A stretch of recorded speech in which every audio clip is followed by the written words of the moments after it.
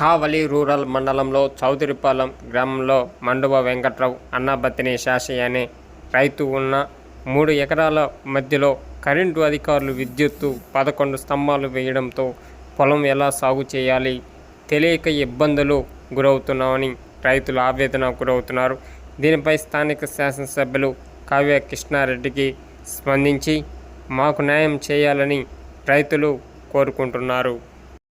అది చౌదరిపాలెం గ్రామం. నాకు 3 ఎకరాలు పొలం ఉంటే 3 ఎకరాల పొలంలో 11 స్తంభాలు వేసారు. మేము సేద్యం చేసుకోవాలంటే వీలు పడటం లేదు. ఎలక్ట్రికల్ డిపార్ట్మెంట్ వాళ్ళకి చాలాసార్లు చెప్పాము, వస్తాం అంటున్నారు, ఇప్పుడు రాలేదు. మేము ఆ చేలు పైలు వేసుకోవాలన్నా బీళ్ళు కింద పెట్టాలన్నా మాకు అర్థం కావటం లేదు. 11 స్తంభాలు ఉన్నాయంటే ఏం చేయాలి సార్? నేను ఎమ్మెల్యే గారికి కానీ ఎలక్ట్రికల్ డిపార్ట్మెంట్ వాళ్ళకి కానీ మేము చెప్పుకునేది అదే, అది తీసేయండి అని.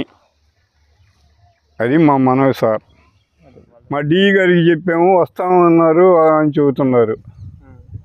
11 స్తంభాలు ఉంటే మేము పైరు ఎట్టేసుకోవాలి సార్. 3 ఎకరాలు చేలు. 3 సంవత్సరాల నుంచి చెబుతున్నాం సార్. ఇది ఇప్పుడు కనుక్కోలేదు. రోడ్డుకి తీసుకురండి, మేము పడిపోయినా కానీ మమ్మల్ని పట్టించుకునే వాళ్ళు ఉండటం లేదు, కరెంట్ ఉండటం లేదు, ఏమీ లేదు.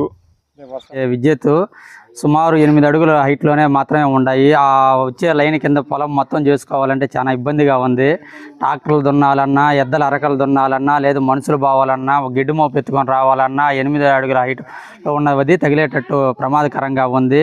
విద్యుత్ శాఖ దృష్టికి తీసుకుపోయాము, కానీ అది ఇప్పటివరకు ఏం జరగలేదు.